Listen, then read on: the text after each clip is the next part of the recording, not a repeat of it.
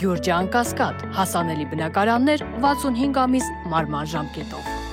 Հայաստանի եւ Իրանի զինված ուժերի հատուկ նշանակության ստորաբաժանումները երեկ եւ այսօր համատեղ զորավարժություն են անցկացնում։ Պաշտպանության նախարարությունից հայտնում են, որ Հայաստանի զինված ուժերի ստորաբաժանումը զորավարժությունն անցկացնելու է Հայաստանի տարածքում։ Իրանի զինված ուժերի ստորաբաժանումը Իրանի։ Զորավարժության նպատակը Հայաստան-Իրան պետական սահմանին տեղակայված սահմանային անցակետերի վրա պայմանական ահաբեկչական խմբերի հարձակման չեզոքացումն է, այլ մանրամասներ չեն փոխանցվում։ Ադրբեջանի պաշտպանության նախարարության հաղորդագրությունը, թե իբր 3 ժամը 19:25-ից 19:35 ընկած ժամանակահատվածում Հայաստանի Հանրապետության զինված ուժերի ստորաբաժանումները կրակ են բացել սահմանագոտու հարավ-արևելյան հատվածում ադրբեջանական դիրքերի ուղղությամբ չի համապատասխանում իրականությանը։ Ադրբեջանի եւ Իրանի միջև քննարկվող նախագծերից մեկը Հայաստանը շրջանցող տրանսպորտային կապի կառուցումն է, որը Նախիջևանը Իրանի տարածքով կկապի Ադրբեջանի հիմնական տարածքին։ Հայտարարել է Ադրբեջանի նախագահը։ Նա նշել է, որ շրջանցող ավտոճանապարհն արդեն կառուցվում է։ Հիմա կամուրջն են կառուցում, իսկ շրջանցիկ երկաթուղու կառուցումն Իրանի եւ Ադրբեջանի համաձայնությունն է պահանջում։ Քանի որ ըստ Ալիևի Հայաստանն արգելափակում է մուտքը Նախիջևան, մենք չենք կարող նստել եւ սպասել, կկառուցենք շրջանցիկ ճանապարհ, իսկ Հայաստանը կշարունակի փակուղու մեջ մնալ տարածաշրջանում, ասել է Ալիևը։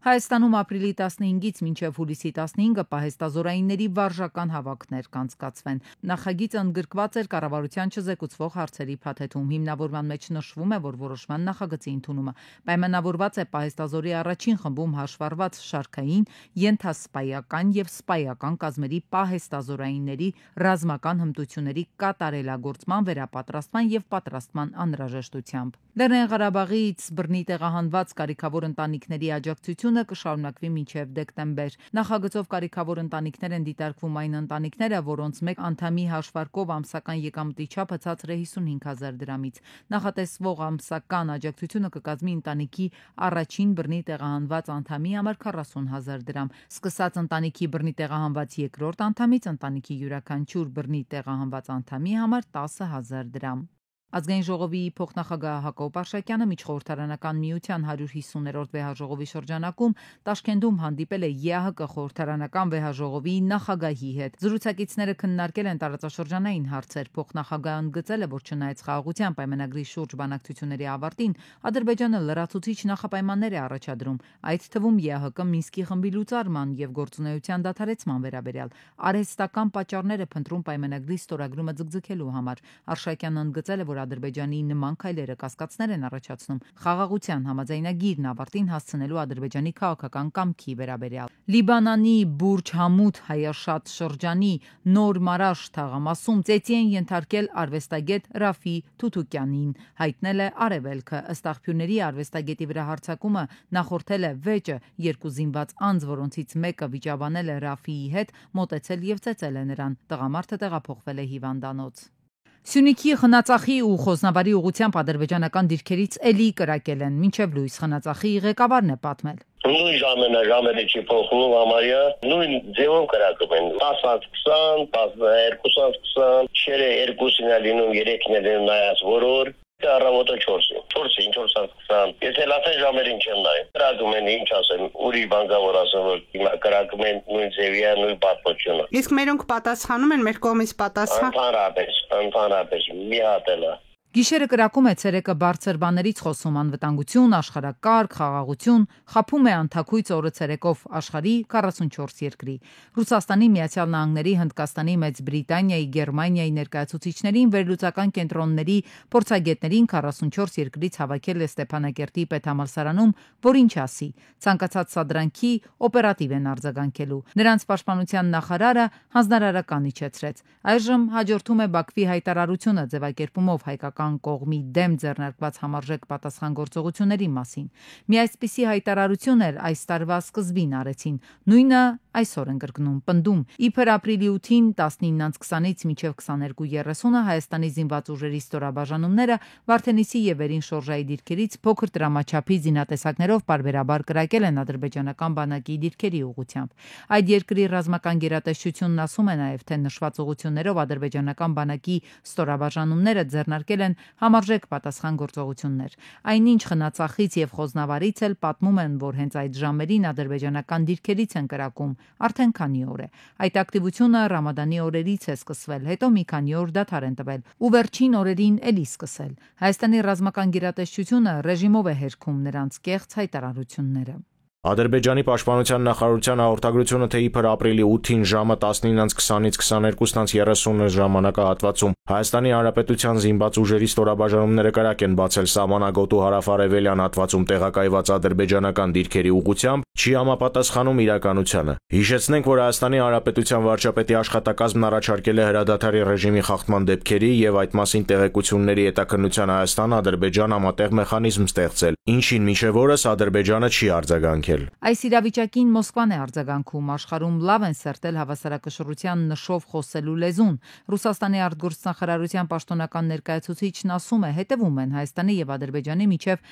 սահմանային վիճակին եւ հանդարտության կոչ անում կողմերին։ Подтверждаем наш призыв к Баку и Еревану проявлять. Բաքվին եւ Երևանին կոչ են կանում խուսափել իրավիճակի վատթարացմանը հանգեցնող ցանկացած գործողությունից։ Համոզված ենք, որ Հայաստանի համար ռազմավարական կարևորություն ունեցող հարավային մարզում Ռուսաստանի ներկայության հետևողական ընդլայնումը համապատասխանում է ինչպես Հայաստանի, այնպես էլ Ռուսաստանի եւ ընդհանրապես ողջ տարածաշրջանի երկարաժամկետ շահերին։ Ով կսանձի Ալիևին, նա կանգ չի առնում, սանձող չկա ու նա նախապայման վերջնագրեր է, որ շարում ու զարկ տալիս դրանց դոզային։ Փոխեք սահմանադրությունը, քանի դեռ Հայաստանն ամբողջությամբ չի հրաժարվել Ադրբեջանի նկատմամբ տարածքային պահանջներից։ Խաղաղության պայմանագիր չկա, ռազմական նոր առճակատման վտանգը կա։ Ձիու քայլ է անում։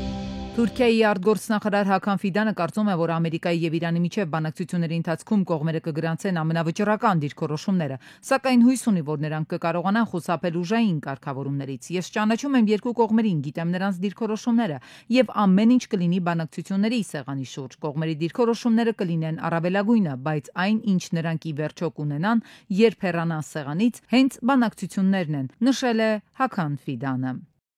Ստամբուլում մեկնարկել են Ռուսաստանի եւ Միացյալ Նահանգների պատվիրակությունների միջև բանակցությունները, դրանք ընթանում են փակ ձևաչափով։ Ռուսական պատվիրակությունը գլխավորում է Վաշինգտոնում դեսպան Ալեքսանդր Դարչիևը, ամերիկյան պետքարտուղարի Եվրոպայի եւ Եվրասիայի հարցերի փոխտեղակալ Սոնատա Կուլտերը։ Հիշեցնենք, խորհրդակցությունները վերաբերում են երկրների միջև դիվանագիտական ներկայացուցչությունների աշխատանքի վերականգնմանը։ Ուկրաինայի նախագահ Զելենսկին Պեկինին մեղադրելով չինացիների հավաքագրման փաստն անտեսելու համար հայտարարել է, որ Կիևն ունի պատերազմում ներգրաված առնվազն 155 չինացի մարտիկի անձնագրային տվյալներ։ Նա կարծիք է հայտնել, որ հավաքագրումն իրականացվում է սոցիալական մեդիայի, այդ թվում TikTok-ի միջոցով։ Զելենսկին նաև հայտարարել է, որ պատրաստ է գերեվարված չինացի զինվորներին փոխանակել գերության մեջ գտնվող ուկրաինացի զինվորականների հետ։ Չինաստանի ֆինանսների նախարարությունը հայտարարել է, որ Ամերիկայից ներմուծվող ապրանքների համար նախատեսված հայտարարված 34-ի փոխարեն կսահմանվի 84% մաքսատուրք։ Հավելյալ մաքսատուրքերի վերաբերյալ որոշումը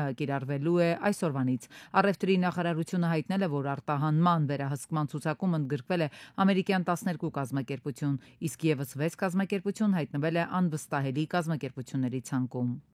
Դոմինիկյան Հանրապետության մայրաքաղաք Սանտո Դոմինգոյում գիշերային ակումբի տանիքի փլուզման հետևանքով զոհերի թիվը հասել է 184-ի։ Նախկինում հաղորդվում էր 124 զոհի մասին։ Անվտանգության աշխատակիցները շարունակում են աշխատանքները փլատակների տակ մնացած մարդկանց փրկելու համար։ Որոնողափրկարարական աշխատանքները չեն դադարի այնքան ժամանակ, մինչև իշխանությունները չդադարեն զանգեր ստանալ քաղաքացիներից։ Փողոց փակելը ընդամենը նախազգուշական քայլ էր, մեր քայլերը լինելու են հաջորդական, մենք մինչև չստանանք մեր հարցի ռեալ ու խելամիտ պատասխանը։ Այս մասին բողոքի ակցիայի ժամանակ հայտարարել է Քասախի բնակիչներից մեկը։ Նշենք, որ քասախցիները պահանջում են վերականգնել թիվ 59 երթուղին, որը Քասախը կապում էր Երևանին։ Նրանք ժամանակ առ ժամանակ փակում են Երևան աշտարակ մայրուղին, սակայն ոստիկաններին հաջողվում է բացել այն։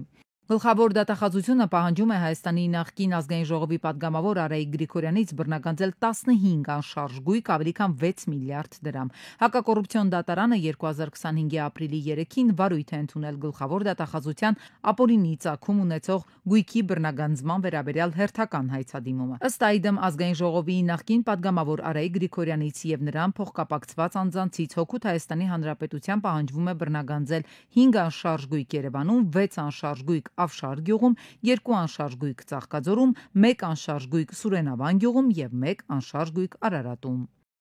Շրջակա միջավայրի նախարարությունը պարզաբանել է, թե ինչն էր երեկվա ցեխային անձրևի պատճառը։ Երեք հանրապետության տարածքում գործող ցիկլոնը դուրս գալով միջերկրական ծովից տեղափոխվեց Իրաք, այնտեղից դեպի Կովկաս։ Մթնոլորտի նման շրջանառության արդյունքում հարավային հոսանքները Իրաքի անապատներից դեպի մեր երկիր տեղափոխեցին փոշու մեծ կոնցենտրացիա ունեցող օդ, ինչի արդյունքում շրջաների մեծ մասում տեղացին այսպես կոչված ցեխային անձրևներ։ Երևանում օդի աղտոտվածության մակարդակը նվազել է։ Քաղաքապետարանից ասում են հիդրոմետի օդի աղտոտվածության 2024 թվականի ամփոփագրի համաձայն Երևանում նախորդ տարիների համեմատ նվազել է փոշով աղտոտվածության մակարդակը։ Եթե նախկինում դիտարկվող քաղաքներում փոշու ամենաբարձր մակարդակը գրանցվում էր Երևանում, ապա 2024-ին այդ ցուցանիշը նվազել է եւ Երևանը 4-րդն է այդ ցուցանիշով։ Մասնագետները սակայն անարժանահավատ են որակում այս ցուցանիշները, ընդգծում իրական պատկերը լրիվ այլ է։ Միջինացված ցուցանիշները չեն արտացոլվում իսկական օդի աղտոտվածության են պատկերը ազդեցության տեսանկյունից։ Այսինքն ազդեցությունը կարող է միանգամից շատ ծանր լինի, բայց պատկերը միջինացված ձերով կարող է լրիվ ուրիշ լինի։ Ասել միջանկյալ ինչ որ տվերը ես կոնկրետ դեմ եմ։ Կարող է դու մի օր շատ ուժեղ